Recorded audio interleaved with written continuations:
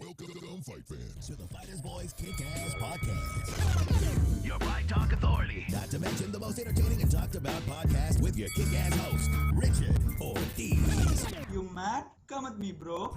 And his loyal kick-ass co-host, Senor Cole Escovedo. Streaming live and worldwide. Coming to you all the way live from a little place somewhere in Cali. The Fighters Boys Kick-Ass Podcast. Fresno, California, we're live here in Mad Productions Studios. We got a great show for you today. The Fighter's Voice Kick-Ass Podcast. Hey, Cole Escovedo, the co-host with the most, the UFC veteran himself, he's on assignment right now. He got some free pass today. Today, you know what, ladies and gentlemen, he's going to the fair and he's taking his kids. I said, Cole, go have a good time. Just bring back a couple corn dogs, couple tacos here and there, and, you know, we'll call it even. Because my man's having a good time, but he does have some breaking news for you. We're going to have a good time today. We're going to do a recap today. We're going to talk about last weekend's welterweight showdown with Errol Spence and Sean Porter. And we're going to talk some MMA. We're going to talk some boxing. We're just going to talk about fighting and life in general. I mean, because every time you wake up, man, it's a fight. And we're so lucky to be alive. We're fortunate. Well, let me take that back. We're blessed to be alive because I don't believe in the word luck because Jesus never used it in the Bible. Or did he, KP? Did he ever tell his disciples, hey, good luck? Nah, he never did. He never did. Enough said. Today, ladies and gentlemen, I have with us the one, the only. When I say the only, that I mean he's in his own category. This man has worked from the bottom up. He literally had a dream as a child, and now he's turned that dream into reality. Ladies and gentlemen, our guest today is Ramblin' Ralph Velez Jr. in the house. How we doing, Ralph? What's up, baby? How you doing? I'm doing good. Thank you for having me on. Oh, man, it's a pleasure, man. Long awaited, man. Long awaited. And now you're on the Fighter's Voice Kick-Ass Podcast. Glad to be here. I've been waiting for a long time to be blessed to be on this thing. You guys kick butts. Hey, thank you, man. I appreciate that. Hey, I want to talk about a little something. Right before you went on the air, you said, Rich, I got to go to the gym real quick. So I kind of pulled you up, and, man, you were there hitting the gym. And I got to let you know, my man, before I saw you, your feet were real flat. But you were throwing punches and bunches today. I was looking at those little combos, man. I wish I could pull that up, but YouTube would probably tag me on that. Yeah, I have to be careful because I have a torn ACL, so I got to stay as statute as I can. But nonetheless, we still try to get it in. Well, you know what? I needed to hear that. You know why, Ralph? Because I got, honestly, and it's my own fault, man. I don't go get them. I don't go get it fixed. I got 2 torn ACLs. Yeah, it's horrible. I've had 4 surgeries on it, and it's still, I don't know how these NBA guys do it. Is it stem cell or, these guys are multi-gajillionaires that are in shape, better than, most of the people walking around the earth. But, I've had 4 surgeries on the knee, and it has not gotten any better. And it just feels like I never got it worked on. And these guys are having surgery and back on the court in 5 months later. So, we're trying to, might have to have a 5th one here pretty soon whenever I get the chance to do it. Yeah, I think I'm trying to have one too, man. It's both my left and my right. And my whole thing is, if I was an NBA player, or like you said, an NFL player, they'd have me on the field in no time. I want those doctors. You know what I mean? The ones that everybody's hiding them from. I don't want to hear, right. I heard this guy's good, this guy's good. I want the professionals. I want the best of the best. That's right, baby. That's right, man. But, hey, that's not holding you back, man. I mean, I see those hands going, man. That's good, man. Let them go. You look like you're in good shape, condition-wise. Every time we there's a fight weekend going on, you always get that urge to get back in the gym, and it always motivates you. And we had a fantastic weekend of fights last weekend. So, as soon as that Monday morning hits, everybody wants to – it's like a New Year's resolution for fight fans, on Monday morning. They want to get back in the gym, and it's their New Year's. Every time there's a big fight weekend on Monday, it's a brand new year, so to speak, for fight fans. Oh, it is, and you know what? Boxing has no seasons; it's all year round, man. But let's get right to it, man, because we're going to be talking about that welterweight showdown in a few. But I got to ask you this: where did it all start, and where did Ramblin' Ralph begin? When did it become alive? As a kid, my family always had carne asadas, barbecues. My father and my grandfather were damn, bro. What's your address? Right? Right. We got to bring you out of here. That's right. I want to get out to Fresno pretty soon, man. When you guys have one of your Ramirez cards out there, I see if I can get in, man. The thing sells out like in 5 minutes, so okay. I got to try to get out there and ride the Fighter's Voice coattail so I can get in on one of those fights. I'll be riding yours right back at you, my man. Unbelievable. But no, in all seriousness, we as young kids, our family always had, the carne asadas, and we would all huddle around. Remember, everybody used to have those TVs with like furniture. It was like a furniture top TV, and back then we'd have 20, 30 people that would come over. And for the Chavez fight. I've been a big fan of boxing for a long time. My father, at 8 years old, took me to my first match, boxing match. It was first fight was Louis Sharpshooter Espinosa. He took on Jorge Paez. I got to see that here in Phoenix at the old Coliseum, and I was hooked. And I didn't go to another live fight until it was my friend's birthday party. We were in Vegas, and we went out to check out the crowd. It was Roy Jones against John Reese for the heavyweight championship. And I had I was like 21, 22 at the time. And I had maybe a little bit older, but I was in my 20s. I know that. And I went out and I had like $100 on me. And this guy's like, "Hey, I'll get you in the fight for $40. I said, "No way." He says, "Yeah, I'll get you in." And, he had a lanyard, and I gave him $40. And he snuck me in, and I got to see an amazing fight. And right then and there, I was hooked.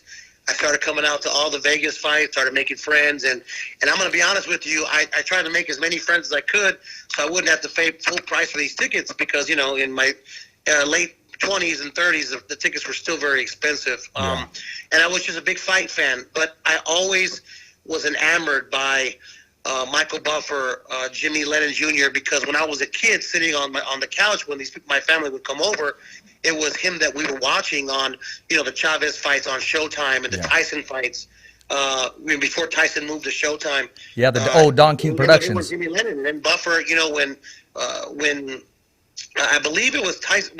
Lennon's first fight was Tyson and Douglas, and that was on HBO. So we got to see a lot of those two, Buffer and Lennon. I just became a big fan. And then, wrestling came around. The 80s were around. Hulk Hogan was big popular, and of course, I was a big fan of his. And I got to see, Howard Finkel, which a lot of people don't really know. He's probably one of the baddest announcers that ever lived and walked the face of this earth. And the guy's only like 5'4". So here I am as a kid, with my wrestling dolls. I'm recording my mimicking, Buffer and Howard Finkel and thinking that I was them and, bringing my wrestlers into the ring. And I always just told myself, if I had a chance to announce, I was going to do it. I didn't know how I was going to do it, but I was going to get into the industry some way, somehow. And it wasn't until I was 32 years old. I'm 40. I'm going to be 41 here November 5th. But it wasn't until I was 32 years old that a friend of mine, Jesus El Martillo Gonzalez, he was making a comeback. He is from Phoenix, and a promoter from Canada happened to sign him, and it was in the newspaper. So I'm sitting there reading the Sunday newspaper, and I'm having breakfast, and I see the article, and I said, this is my shot. This was like a calling from God, like, okay, dude, you've been wanting to do this since you were a kid. This is your opportunity. And we've all, Richard, had an opportunity at one point or another where an opportunity came up to announce or interview somebody where we're like, wow, this is my shot. This was meant for me to happen, and we knew it inside that we were going to land this gig or we were going to get this interview and we were going to nail it. We just were going to do it, and it was all the paths that led to this way. So for some reason, when I opened that newspaper, I knew that I was going to announce this fight, and I just knew it. So I called the Canadian promoter. I said, look, I'm Ralph, and I have to say that I fibbed a little bit. I told the promoter that I had been doing all the Muhammad Ali, rest in peace, rest his soul. I had been doing all the Muhammad Ali Fight Night charity events, and I had been doing a lot of tournaments here in Phoenix, when in reality, I had been doing inside my room with my wrestling dolls for the last 10 or 15 years. And just when we had my friends would come over and we'd have the Nintendo Mike Tyson Punch Out, I would turn the volume down, and my friends can tell you that they were so pissed off at me because I wouldn't let them hear the volume. It was just basically me announcing these guys, and they would get so pissed off at me, but they allowed me to do it because they knew how passionate I was about it. So lo and behold, the Canadian promoter's like, look, send me a demo. And what I did was I had an old voice recorder. I made the demo on the voice recorder. I sent it to my friend who does music. He's in the music industry. He put it in a synthesizer, fixed it up for me, sent it back to me. I sent the email over. They liked it. And I said, look, I'll even do this card for free. I know it's going to be some kind of a club card. I'll do it for free just so you can understand, that I'm really passionate about this. Yeah. So the guy said, okay. It was Fan-Based Promotions out of Canada. They had Jenks Trotter and Jesus Gonzalez, a bunch of guys that ended up fighting Adonis Stevenson at the end of his career. But so they gave me a shot, and it was supposed to be this small club card at the Celebrity Theater, 1,500 people. And he calls me back, and he says, Ralph, I got good news and bad news. Which one do you want? I said, well, of course. I need the bad news first. Nobody wants good news and then, to end on a sour note. Right. He said, the bad news is we're not doing the club card anymore. It got canceled. I said, well, damn it, and here I am on cloud nine, Ortiz, like excited and just ready to fulfill my dream and just get out there and go crazy and make my dream come true. And then I get deflated.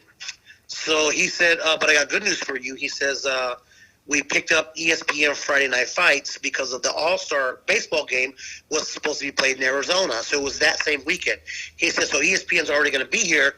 So we bought the slot for Friday Night Fights. I said, I would love to be there. You're probably going to bring in Thomas Schreiber or, someone that's already been around the sport for a while. And he says, no.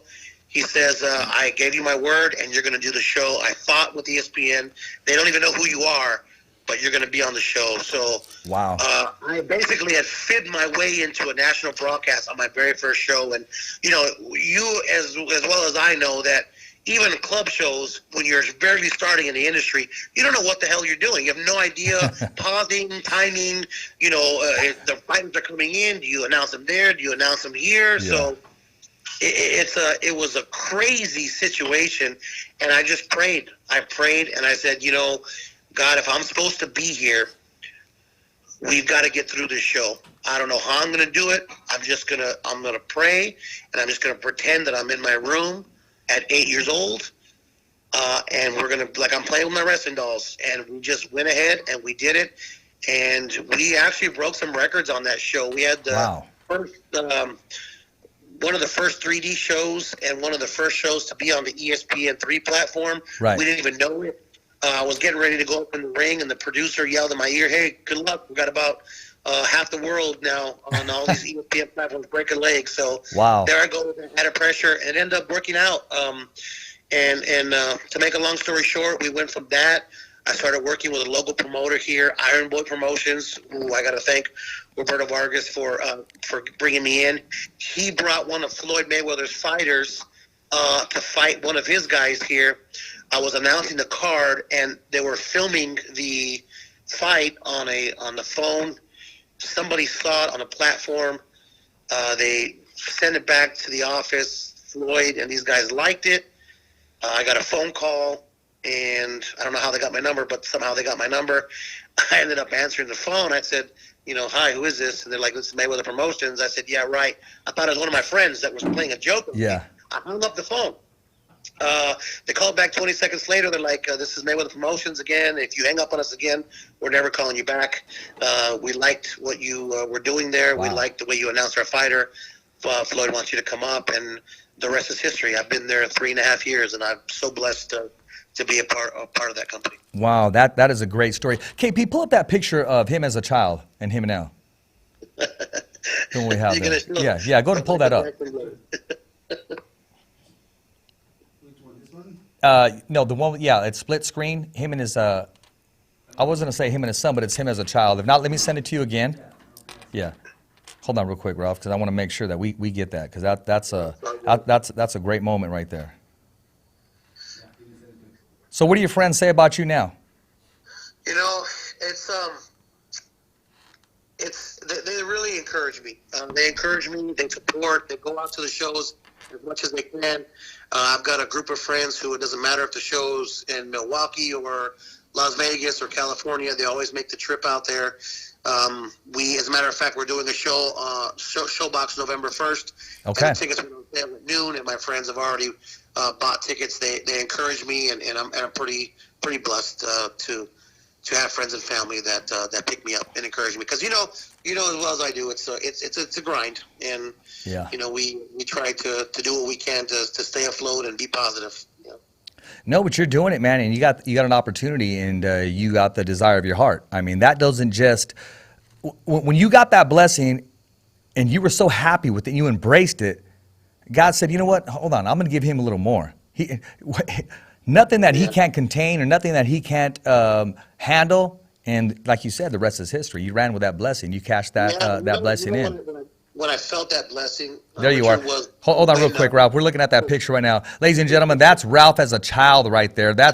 His friends are probably saying, hurry up, I want to watch the fight, or I want to hear the PlayStation or what have you. And then you see him now, today. That's a before and after. That's a great story right there.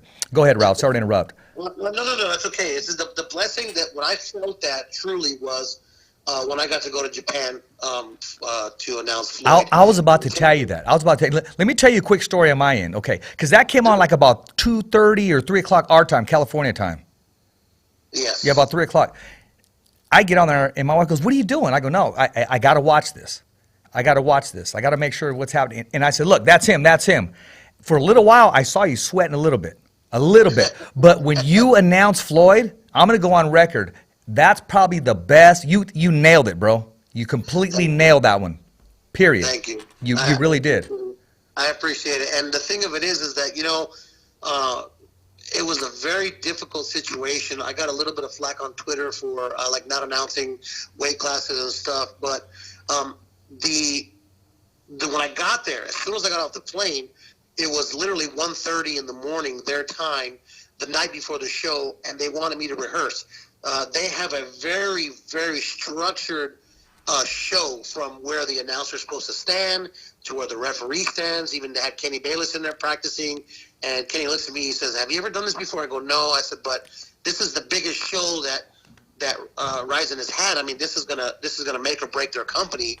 And sure enough, the next day, we went there. It was 50,000 people there, Richard. Yeah. I'll tell you, it was and I wasn't nervous. I was just in awe of the people. They were there from 8 o'clock in the morning to 10 o'clock at night. They had 2 cards.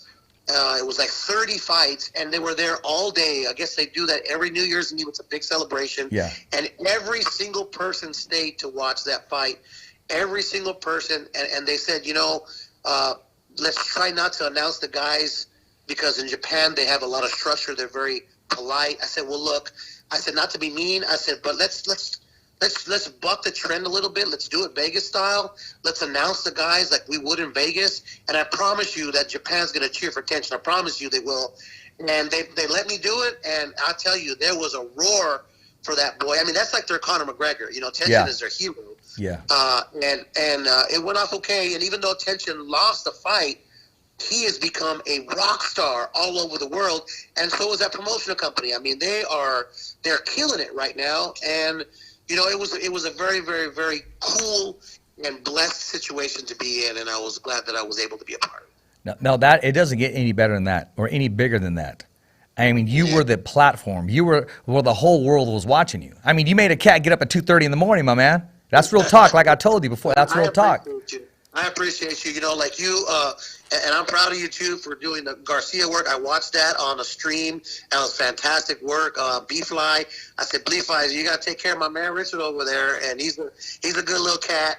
And I was proud of you too. I mean, we are just trying to live our dreams out, and your podcast is great, and I think you guys are doing a wonderful job. Thank you. And especially in your area. I mean, you're getting to where when you come into Vegas, you're already known. You got big interviews. You're interviewing the biggest guys, and I think it's awesome that you guys have not let up.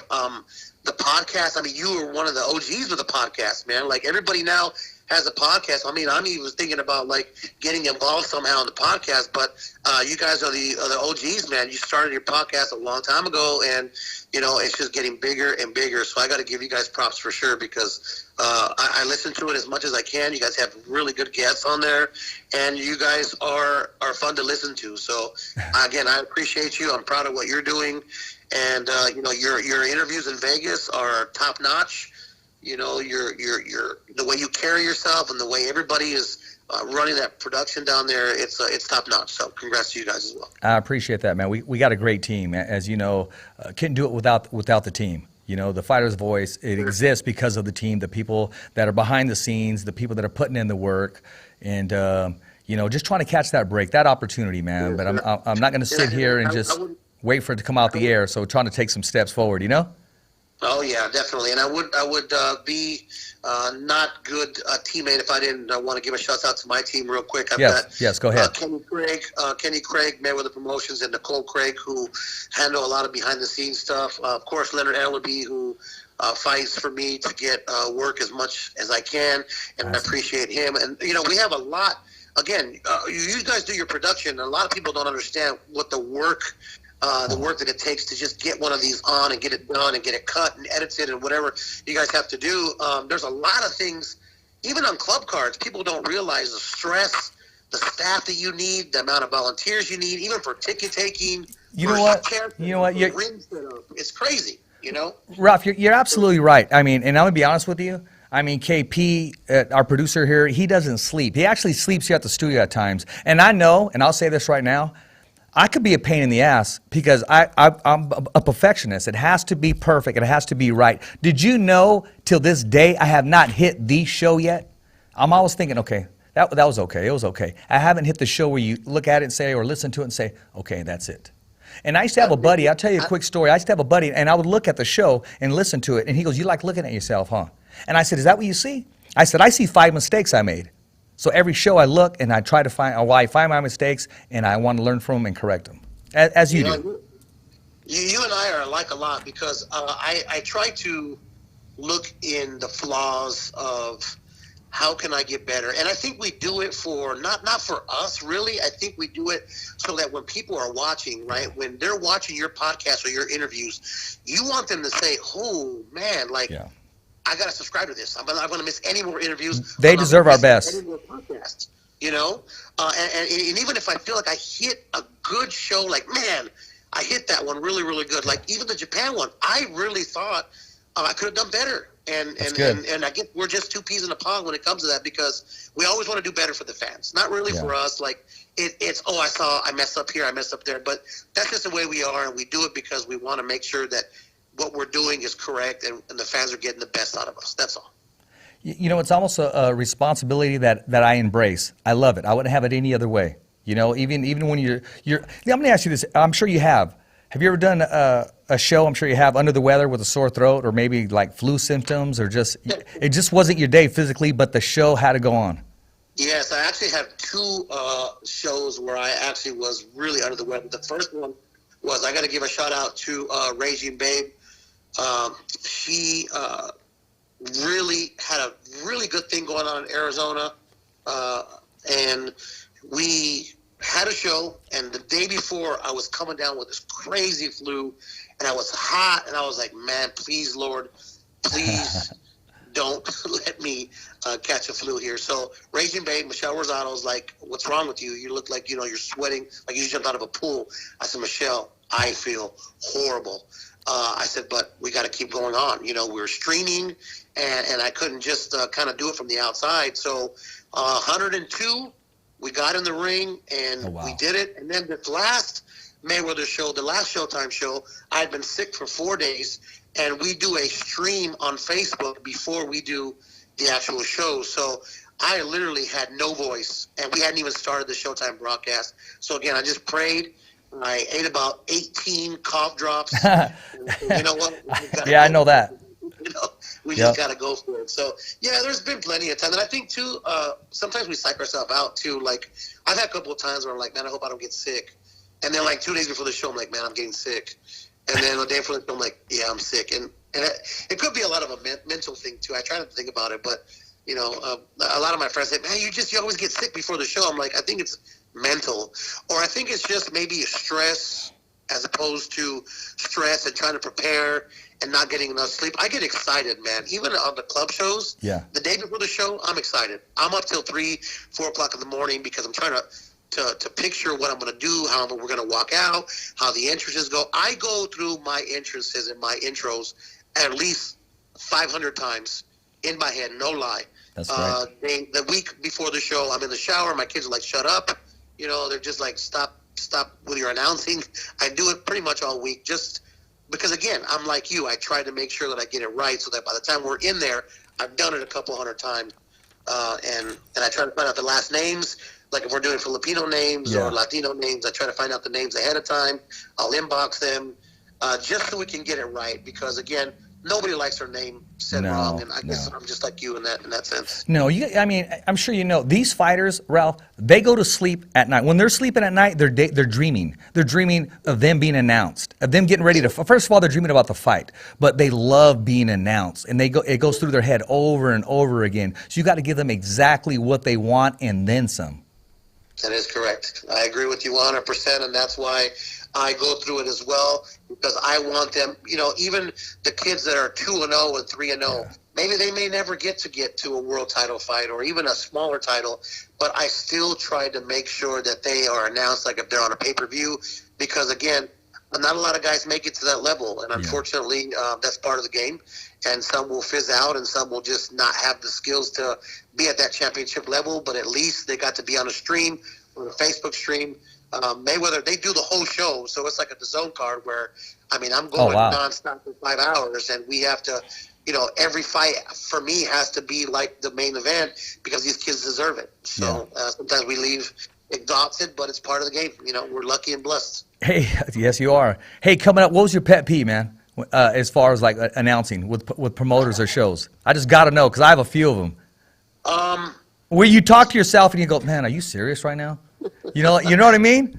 I have one, but it's the chaos. Like, when we're getting ready and I get the printed out sheet, right? And again, it could be a culmination of why this happens, but there always seems to be some kind of switch and say it's a 6-round to a 4-round, or the guy has a different record, or I try to double check and triple check as much as I can. Yeah. But my biggest pet peeve, if I get the information and I've double checked and it's supposed to be right, and I'm announcing this guy's record, and all of a sudden the fighter is like looking at me like shaking his head like, no man, that's not my record or whatever. That's my biggest pet peeve, because again, I want to make sure that they don't walk out of the ring like, dude, this guy couldn't even get my record right, he couldn't even get my city right, if I say, oh, he's from Bakersfield, and they walk up to me, man, I'm from L.A., man. Okay, you're from L.A., I got it. We're going to fix that. But they don't understand that we're getting the information from the promoter. They're getting it from their managers. And, again, it's just a trickle-down effect.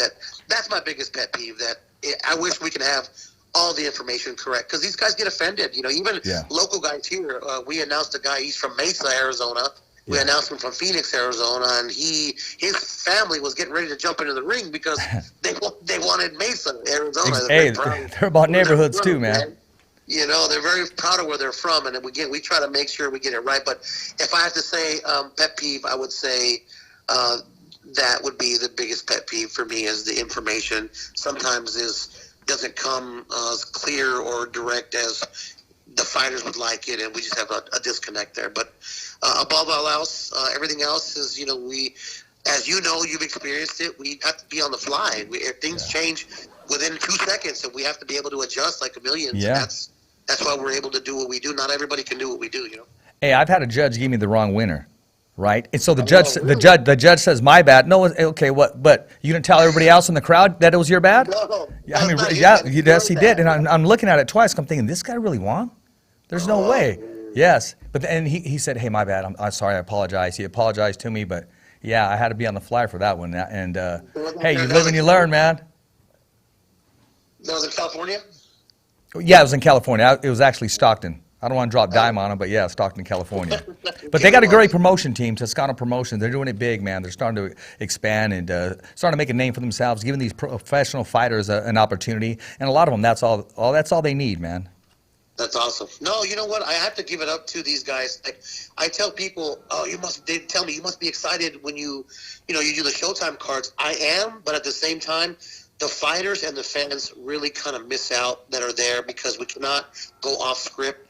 If we're doing a club card or a stream, we can kind of play with the crowd, throw out shirts, get the fans involved, play different kind of music. Yeah, that's true. When we're doing these other shows, it's really difficult because they are such on a time crunch. Everything has to be to the second, and unfortunately, we have to kind of dumb it down for the network. But again, I'm blessed to be there. I'm working really hard to try to give the best to the fans, but again, the club cards for me are pretty fun because we get to adhere to the fans. Yeah, kind of freelance and go along with it, so to speak. Bring even some celebs in the ring or somebody that's at ringside, get to acknowledge them on your own, and just get kind of run with it a little bit. That is correct.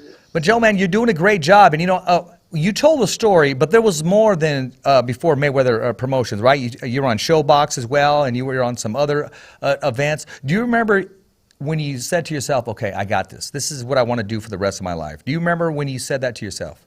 Yeah, it was after my very first bout, the ESPN card, because I got through it, and I had a couple of people like Joe Tessitore, who was the announcer, and at that time it was Teddy Atlas, and I remember I walked down to them and I said, I hope I didn't ruin the show. It was my first time, and he answered back. He says, that's your first time. He says, but I'm pretty sure we'll see you again. You did okay.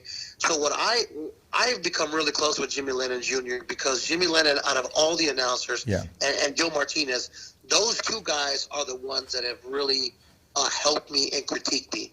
I sent that video over to Jimmy Lennon Jr., and he says, Ralph, that'll be the first of many cards for you.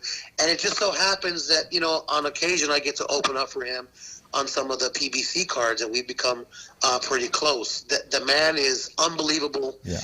He is a legend, and he is very nice to anybody he wants to learn. That's the coolest thing about those two guys. Shouts out to Joe Martinez and Jimmy Lennon Jr. is they don't turn anybody away.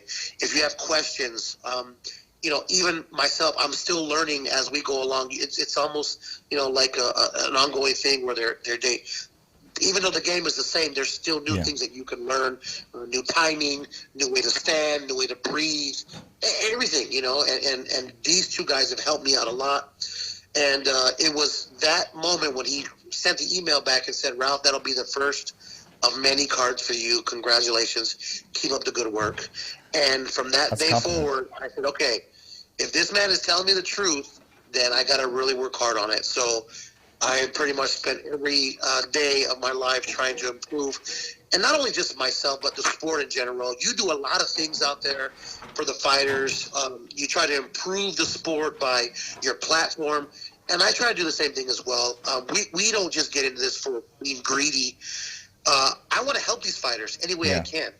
You see what they go through. You see their training camps. You see sometimes these lower level kids don't really get the pay for what they put out until they get to a certain level, and you just try to give back as much as you can. And if it's an interview of getting you guys out to their fans, it's what you do. And if it's putting a picture out for them, it's what you do. Because we do whatever we can to do what's best for the fighters.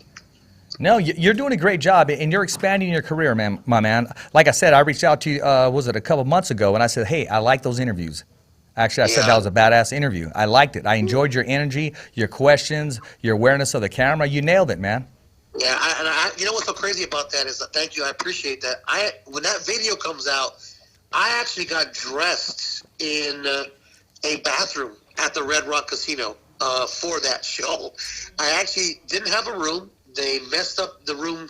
It wasn't the gala's fault or anything like that, but just somehow I showed up too late and the room was sold. Okay. So I actually got dressed for that event in the bathroom at the Red Rock Casino. We got it all on film, and it's going to come out pretty soon.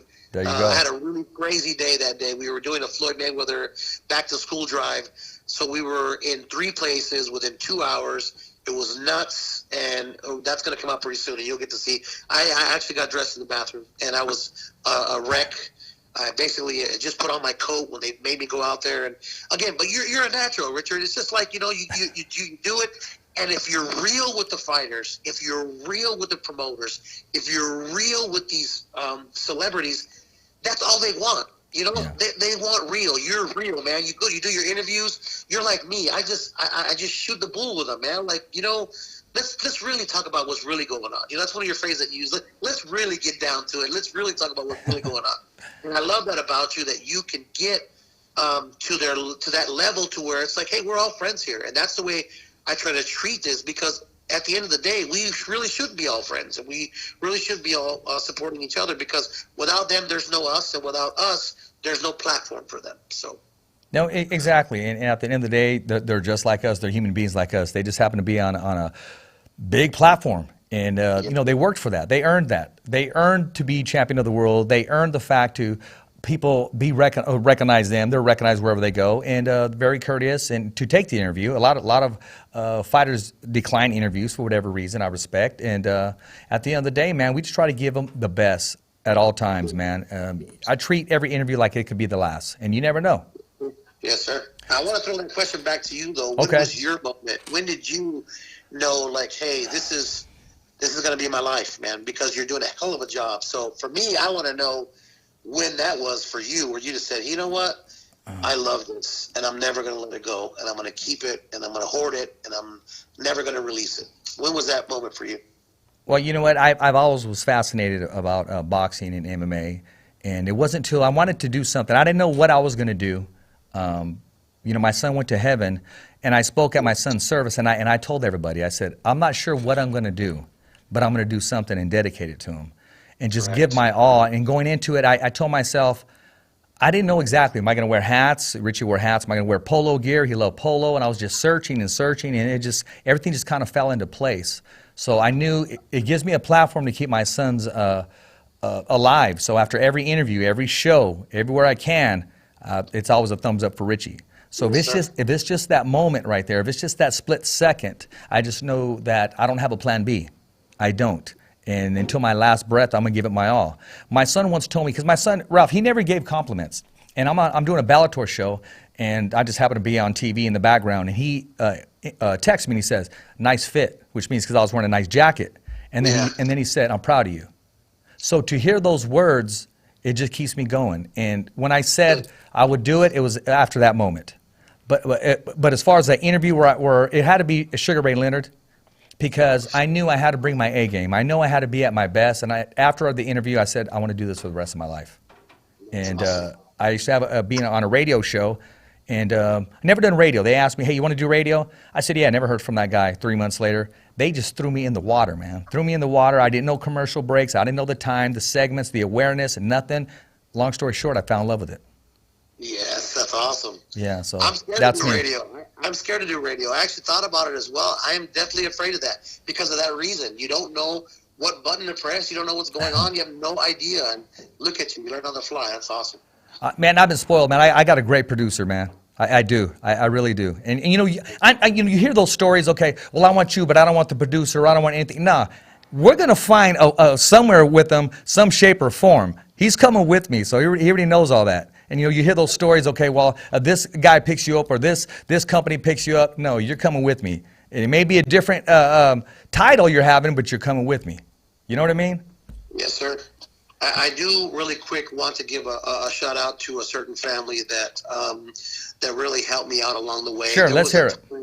There was a time frame about maybe 5-6 years ago where, you know, a lot of the big names were still doing a lot of shows. There wasn't a lot of shows to get involved. I was trying to find my way, trying to figure out what I wanted to do. You know, there's always a certain time where even though you know that this is what you want to do for the rest of your life, sometimes you run into roadblocks.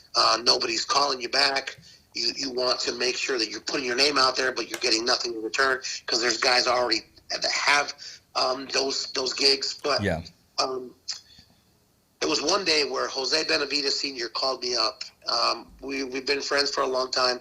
I've known Little David since he was, 265 pounds, trying to spar with, heavyweights at 13, and people would laugh and make fun of him, and he would still get in there. And he says, I had tore my ACL again. Like I told you, when I had my knee surgery, I couldn't walk for like 18 months. It was horrid. I tore the whole knee out. I didn't really finish my therapy. I was, depressed or whatever. And he says, look, I don't care what you tell me. I don't want to hear any excuses. You need to get your ass over here to my gym. He says, you're going to train with David and Junior, and you're going to train with me and my wife. He says, you're going to start this meal plan, and we're going to drop weight. He says, because I'm telling you right now, you keep going the way you're going, and nobody's going to hire you. It doesn't matter, whatever. Yeah. You're becoming an excuse. So, lo and behold, man, I went the next day. I didn't think I was going to make it. We went up to this mountain. David and Junior take off, and they're of course they've been running forever. They're way ahead of me, and I'm making a half a mile. I feel like I'm gonna die. And Jose's like, no, keep going. Even if you have to race walk, keep going. And they did this with me every day for at least 2 years. Wow. And they never stopped believing in me. And Jose's like, you know what? You're damn good. You need to stop believing in what people are saying. You got to keep going. You do not listen to anybody. You don't take no for an answer, and you keep going. And I'm telling you, at that time, too, Junior wasn't really fighting that much, and they were kind of like at a standstill as far as a family was concerned. This is before David actually was, making a name for himself. Right. And it was crazy how God works. So I get a call from the Mayweather people. They're like, okay, Jimmy Lennon has already committed to a show in Europe. It's some big show. He said, so you're going to do the show at the Hard Rock. I said, okay, perfect. I had no idea who was doing the show, who was going to be on it. I had no idea. All I know is that one of their fighters, Ronald Gavril, was going to be on the show. Lo and behold, they called me back and said, okay, we got a title shot now on the Showtime card you're doing.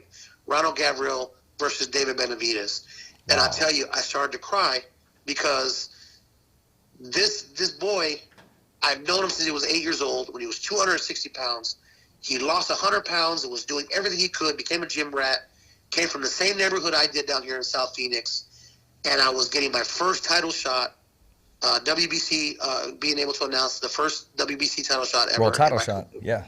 And David is fighting for that same belt. So if you go back and, the video, it's really odd because I'm announcing him from Phoenix, Arizona, and I'm looking across, and I'm trying to hold back tears because it's like, dude, I seen this kid when he was 100 pounds heavier, and now he's here fighting for a title, and I'm announcing him, and again, I love them both. It was a hard day for me because Ronald Gavril is a Mayweather fighter. Yeah. He is my family, and yet here I see like my little brother David across. I didn't really want anyone to lose that fight because they were both my friends, but it's part of the nature of the beast that we have to go through, and it was a special day for me. So I want to give a shout out to that family because they've gone through a lot of ups and downs in the career. Like the David just went to the pinnacle again, and yes, I want to give a big shout out to them because they actually they saved my life, and it was something that I'll never be able to repay them with any kind of dollar amount, but to pull me out of that dark space, to get me going,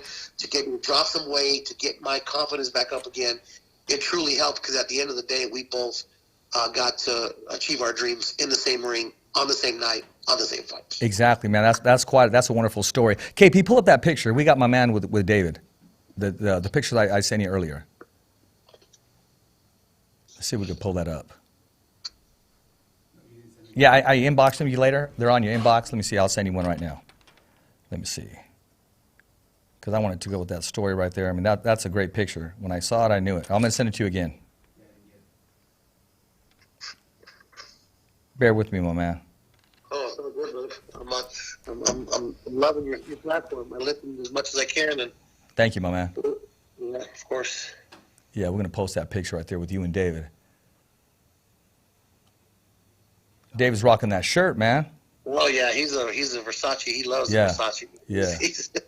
Yeah. But he's earned it, like he's still humble, and yes, David, he does speak, what's on his mind, but he basically, they came from basically training all in a little room in downtown Phoenix, and now they're achieving their dream. Hey man, WBC super middleweight champion of the world. Oh yeah, two-time. Yes, that's right. I mean, it never left him. He had to go through what he had to go through, a life lesson like any other human being. Came back, and we had, you know what? Let's talk about this real quick. We were talking about this card. We had with the privilege and honor of having Kelly Swanson on the show, and we were talking about the main event, but we talked about the co-main event. And I talked about when I spoke to David. He said, "Richard, I got a lot to prove, not just for the belt, but to everybody that wrote me out, basically." So, I was rooting for him, man, and he did exactly what he said he was going to do, and he did. Now he's back on top. Yeah, I got to give it to David. Any athlete that goes through something like that, it takes a very long time to be able to get your reputation back. Yeah. Right away, whether it was from his team or his father or just his conscience, he says, look, I was out here in Vegas, I messed up, I'm barely 21 years old, I'm out here, you know, where there's this life is different than what I'm used to growing up in. I made a huge mistake, and I'm sorry. You know, sometimes even in life, whether it's business or relationship or family, sometimes all you need is just to say that you're sorry, and the healing can begin. A lot of times we all have made excuses about something, you know, and we try to pretend that it's not the real case, or you try to swipe things under the rug, but sometimes all you really need is an I'm sorry to the person that you've offended. And in this case, it was, you know, all of boxing, but he did what he had to do, and he promised that he would make amends and he would win the title back, and he did. And that's why I think that picture with him and his father kneeling down and hugging each other and embracing each other really hit home, because that was a lot of, you know, they carried that. Carried that. You know, the father, I mean, this is the dad, he can't get away from it. Yeah. They're asking questions about that every other day, every day. And it's got to be tough. It's got to be tough. They can't run from that. And now maybe they've exercised the demons, so to speak, and they can move on with the career. No, I mean, you know, he has a new platform now. He has a new beginning. I mean, he's there, and he's exactly where he needs to be. And it's well-deserved. He put the work in. He had to go through whatever society wanted to label him as, or whatever they wanted to call him as, like society never made a mistake, or society never failed. But like a true champion, he got back up, and he earned where he's at. And even if it's just like not that they're you know, friends of mine or whatever the case may be, but it's the dad, right? So the dad had no boxing experience. He had no training experience. He goes and takes his kid to the wild card gym, starts letting him hit the bag, starts watching Freddie Roach. They like Junior. He learned from him there. But basically, this guy is self-taught. And he's got two sons that have become world champions. Like self-taught, like watching videos and stuff. Two of your kids have become world champions. I just find that totally unbelievable. No, that's a great story right there, man. You got some great stories to tell, man. You got to let loose, man. We got to have you back on. That's what I'm saying, because these stories, you can tell a story, but when you're telling it, you can actually visualize it. And there's a difference on someone who tells a story, especially because you were right there when it all began. You were part of that story, part of that journey. You're with them on that journey. I sent you another picture, KP. I don't know if you got it or not. But no, man, and to continue to embrace the fact that it's okay to be blessed, man. It's okay to take it to another level. A lot of people are afraid of success, but you embrace it. You've seen it before it even happened. You call things as if they're not as if they are, and it came to pass. Yes, and for that, you know, I think that God puts a certain fire inside of our souls. I truly believe this. Like I said, as a kid, at 5 years old, I was already practicing my ring announcing with wrestling, and 7, 8, 9. I just kept it going, and again, for my friends, I owe them so much. They would let me turn the volume down on the Nintendo and to keep practicing. It was just something that just morphed into, okay, there is no doubt in my mind. I have been practicing this for the last 20, 30 years of my life, and it didn't happen until it was 32 years old. It's just so weird. It's almost like the Michael Duncan Clark, I think that's what his name is, the actor that, you know, came out of Shawshank Redemption. Yeah. Shit, and Samuel Jackson. They didn't get acting roles until their mid-50s. You know, Morgan Freeman. Freeman was 55 years old when he did Lean On Me, and then he became a mega star after that. Yeah. Like, you know, we just can never give up. No one's exempt from being blessed, man. And run with it, man. Embrace it. Embrace it. There's one thing that I can teach anybody in life. Like, you know, I make a lot of mistakes. Sometimes I post stuff that I shouldn't post, and I get kind of upset about things. It's just, you know, sometimes I wear my emotions on my sleeves, and I shouldn't. That's something that I do need to work on as far as keep my emotions in check. But, you know, if I could just reach out to one person and say, you know what, you have a fire inside, whether it's drawing, whether it's cooking, whether it's fixing cars, whether it's painting, whether it's, you know, fixing home entertainment centers for people, and you're a badass at it, or you're designing computer games, or whatever the case may be. If that's what you know in your heart, that's what you want to become, like, it doesn't matter how long it takes you to be it. You just do it. You do it, and you do it, and you do it, and you eat it, and you breathe it, and you sleep it. This isn't a journey that is the end. I want to change boxing completely. And I'm not saying as far as announcing. I want to try to better the sport, to help fighters, to do other things with them as far as like getting them income or set up with pensions and everything. Because honestly, we get to see the back end of it, and they live a rough life. It is rough. Combat sports athletes, they go through hell to just make weight, and yet they sacrifice so much, and their family sacrifices so much, and yet we have not turned the corner as far as doing something back for them, as far as getting them income outside of boxing, and yet people have tried, but they really haven't bought into it. So before it's all said and done, before I announce my last fight, which I hope is when I'm 70 years old, God willing, that we tried to do something for them to change the landscape of that. Because I see it, it hurts me that these guys are going through so much, yet I'm there because of them, and I have to find a way to give back. So we're working on that, and when it's done, all said and done, I'll let you know about it, and we'll try to get you informed on it. But we got to give back, and you're doing your part, but I have to do my part as well. No, you know what? I wanted to talk to you about you're raising money. I believe what was it for, a bullying or something? Yeah. You care to share any of that? Exactly what's going on there? Yeah, I've got two things going on.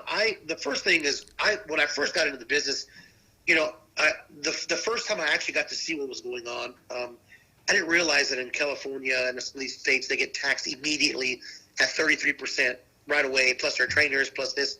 It doesn't leave a whole lot of money left over for a fighter, especially if they're fighting a 4 or 6 rounder, right? So I came up with an idea like, okay, what if I do merchandise for these guys and build them a website? And, that didn't work out, obviously, because a lot of these guys don't really want to sell their own clothes, or they don't have time to, or it's very difficult. So, I'm just trying to come up with something that will enable these guys to make some money off of their likeness on the outside of boxing. We're almost done with that, and I myself am doing something here locally with a bullying campaign, because I'm seeing it's getting worse, man. The bullying and the suicide with these young kids is getting really bad, especially in my area. We've had a bunch down here in the last 18 months. So I am going to do the biggest bullying campaign that the sport has ever seen. I'm going to try to bring some champions in. I'm going to try to bring food trucks. We're going to do a dance for the parents at night. We're going to do a whole weekend out of it, because if I could just save one kid, Richard, 1 or 2 or maybe even more, but if we can just get one kid to change his mind, to not get bullied and just to defend himself, and not with his hands, but teach him that, yes, names and being called and being picked on may hurt, but it doesn't mean that you have to take your own life. And that's something that has really hit home with me. I'm seeing it every night on the news. It's bothering me that I can't do my part. So we're going to do it. We're going to step up, and we're not going to talk about it. We're going to be about it. We're going to. That's right. Do the biggest, baddest bullying campaign that the world has known, and we're going to bring in some people and some of these local fighters, and we're going to teach these kids not only to defend themselves, but to defend their souls, to defend exactly. Their mind. Very well said. Very well said. Not just the physical part, but defend themselves for the right to breathe, to want to go forward, to want to say enough is enough, and I'm going to go ahead. I know life is not fair anyways, but I'm going to continue to live and live it as full as I can and give it my best. I'm not going to let anybody stand in the way. And you give them that confidence, Ralph. You give them, to let them know as if to say, hey, somebody does care, somebody does understand. I'm here, I've been there, I've done that, and I'm going to surround myself with some people to inspire you, and you know what, just give you time to listen to you. That's right. Because if we can save one, man, that's good enough. And again, we would like to reach out to as many kids as possible, and hell, we might even take this to other cities as well. I just want to make sure that that's a good idea. This is done. We can get some local fighters from each city to participate in this, because it's a nationwide thing. It's a worldwide thing. The bullying is getting bad. Yeah. Kids are their self-confidence is getting destroyed. And again, I don't want to blame the Nintendos and the PlayStations, but when we were growing up, it was different because we didn't have that. So we had to go outside and play. We had to play sports. We played baseball. Yeah. I was fortunate enough to play Little League and baseball my whole life until, I was 20 years old, and it kept me going. It kept me striving for something. A lot of these kids don't really get the opportunity. So we got to figure out a way to involve any kind of sport or any kind of activities along with this bullying, because I really truly believe that if there's activity or sport involved, it saves kids' lives. And I'm a true proportion of that. I grew up in South Phoenix, one of the toughest neighborhoods in Phoenix, Arizona. And I tell you, me playing sports all my life kept me away from so many things. And I truly believe that's the pathway to working this. So we're working on that as well. Well, you're doing a good job, man. Hey, I got some relatives in Phoenix, Arizona. Last name Perez's. Yeah, the last time I went, we buried my uncle. But it gets hot in Phoenix, man. Yeah. What is that? Is that Central Street? Is that the main street? Central, I think it is. Central, yeah. Yeah, I mean, hey, man, it was years back. But yeah, I need to get out there. I need to get out there.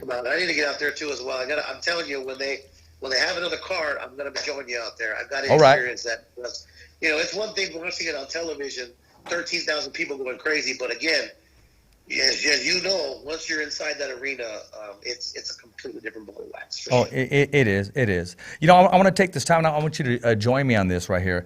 I want to give, as a fighter's voice, our condolences for Javier Garcia in the family. We lost another warrior, I believe it was yesterday, and we're going to take this time and we're going to give this warrior, this combatant who now has wings, a traditional 10 count. So whenever you're ready, KP.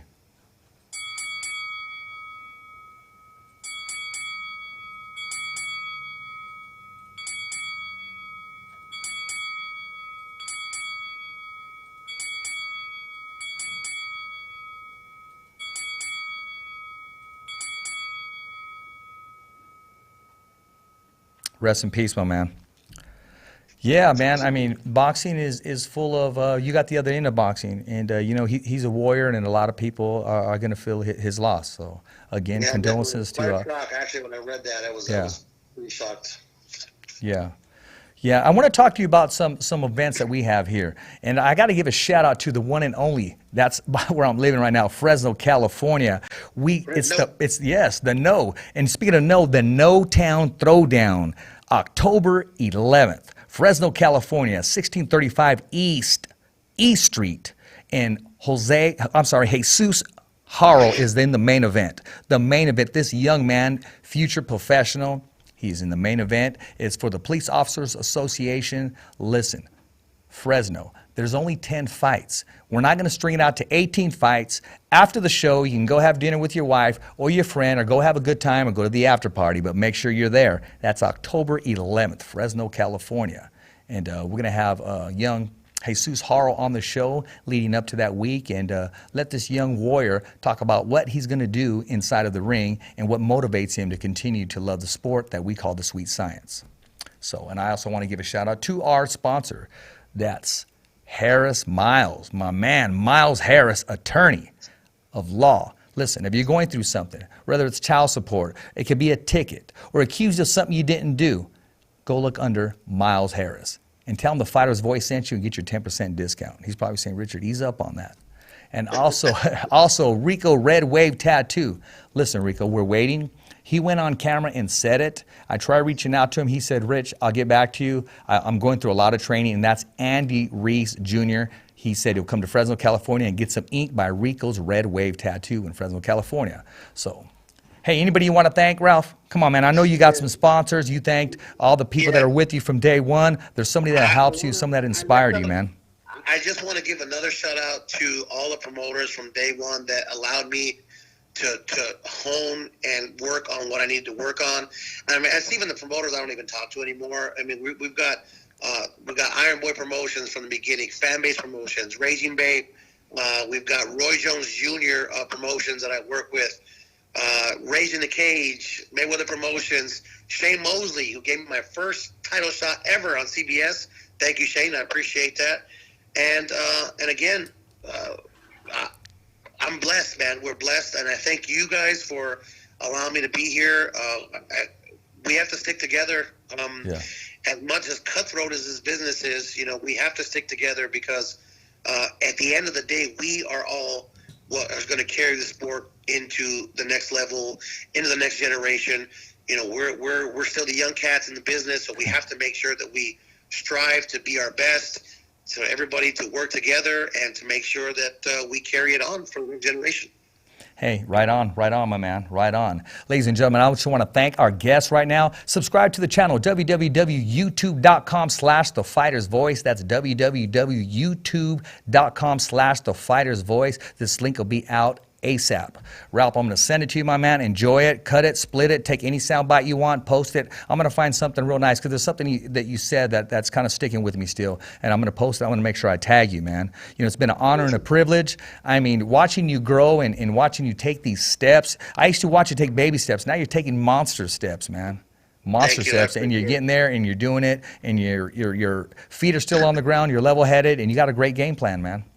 Thank you. I appreciate it. One more shout out to Mama Val out there in Heavy Hitter Promotions in Milwaukee. First promoter I've seen to use not one sponsor, and she's done 2 cards, and she's fantastic. She's given back to that region out there, Chicago, Milwaukee, so shout out to her as well. I appreciate you guys. Oh, there you go. There you go. Stick around a sec, Ralph. Ladies and gentlemen, this is your show. I'm Rich Ortiz with The Fighter's Voice, your host, The Fighter's Voice, the only voice that matters. We're simply knocking out the competition. And with guests like this, gives The Fighter's Voice notoriety. We continue to move forward, giving him a platform, and yet he's giving back. The man got to tell a story that needed to be heard. He got to tell a story that's going to touch lives. He got to tell a story that even touched my life. Just listening to his story touches lives. He's here for a reason. He's using his platform that he's been blessed with and giving back sevenfold and receiving those blessings sevenfold. Again, Ralph, I appreciate you and I appreciate what you're doing. As always, hey, it's a wrap. Thumbs up for Richie. Okay, fight fans, it's not goodbye, but until next week. Remember. It's always voiceography at its finest. So on behalf of Richard Ortiz, Cole Escovedo, the special guests, and all the crew right here at the Kick-Ass Podcast, saying hasta luego, babies. And always, thanks for listening.